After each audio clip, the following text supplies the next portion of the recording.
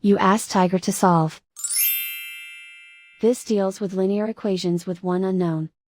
The final result is y equals -6/5. Let's solve it step by step.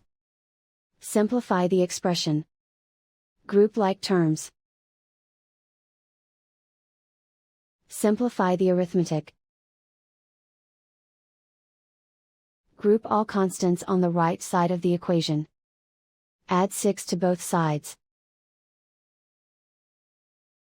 Simplify the arithmetic.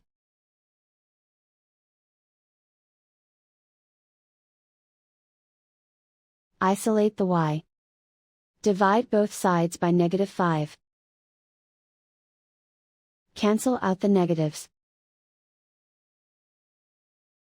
Simplify the fraction. Move the negative sign from the denominator to the numerator. And so the final result is y equals -6/5.